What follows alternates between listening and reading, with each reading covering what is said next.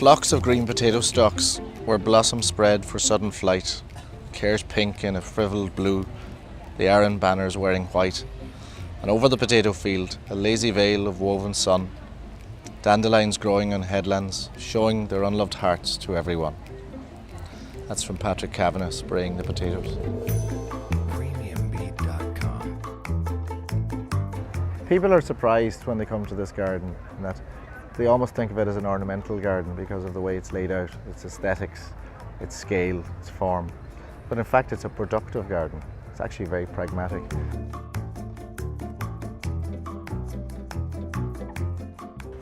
In creating a place like this, that's what it is, it's place making. You're creating an atmosphere, but people also inhabit that space and they contribute to the atmosphere, you know. It's not something you can force. And that's part of the, I suppose, subtext to this. It's sort of empowering, it's allowing people to colonise it and make it their own. In essence, the actual forms here, they've been evolving over about 6 or 7 years through these projects that I've been driving with Wood Collective Mehilamad, which is a collaborative project where people of different disciplines come together, different backgrounds, craft, art, design, electricians, builders, there's foresters, there's been all sorts of people who've contributed in different ways and in very innovative ways. It's about creativity, I suppose, the word praxis, you know, it's about learning by doing. And what's amazing about this is you might have the thread of an idea, you know, the bones of something on the back of a cigarette box, then you start to actually iterate it and layer it and build it up.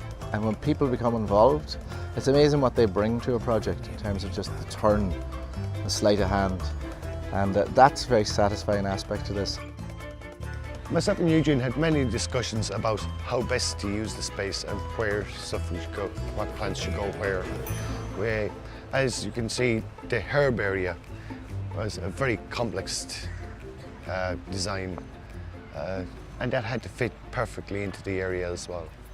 As you enter the garden, you're presented with this very solid, sinuous wall. And it's deliberately solid. It's about creating a sense of mystery of what's over the wall. And as you move through, you're kind of guided. You're not forced in this kind of winding path. And then you become slightly enclosed with these timber slatted structures, and they have a certain, you know, quality about them. So you kind of have a transition from solid into space. So you have a sense of enclosure then, and effectively then you move through the next layer. You have a social space here in the centre. You know, this is very much about conversation. You know, it's a very sociable, soft space. You're sheltered. I mean, you can see it here. It's transparent and yet you feel enclosed, you know. And this is about eating, enjoying the produce of the garden. You know, it's about fun. But then as you move through into the next layer of the garden, there's kind of a labyrinth of these raised beds. They're at different heights deliberately. It's about access for all, about working, about practical thing of working and what's involved in working. But also in terms of the public engagement here, it's very, I suppose, understandable. It's presented in a visual way. It's like an amphitheatre of planting, if you like. And you weave your way through that.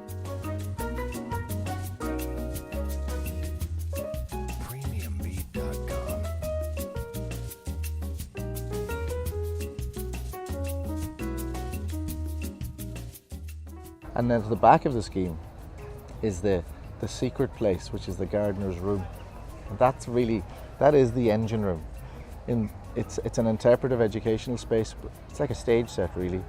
There you have the potting shed, you have the tools. It makes visible the process as well, the practical realities of everyday work.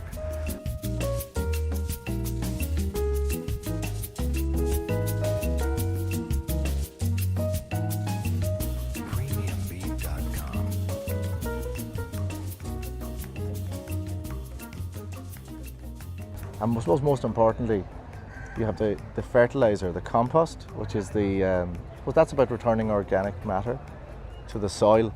And the soil is really underlying, is the foundation of this scheme. It's very much about the soil. And then the other aspect then is the wood, which encloses the scheme and creates shelter and a microclimate.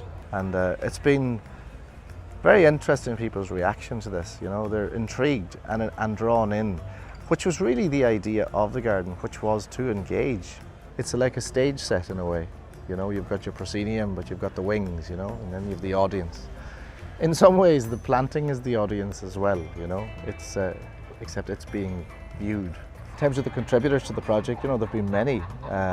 I worked on this with Carol Melody, who's a horticulturist from UCD, and she's doing a PhD in soil science. A lot of the ideas in this scheme have come from her, and they've been evolved and developed.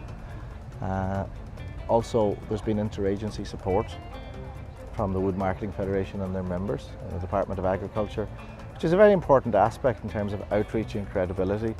And it's something, you know, we'd like to develop further in new and interesting ways, and in different mediums, you know.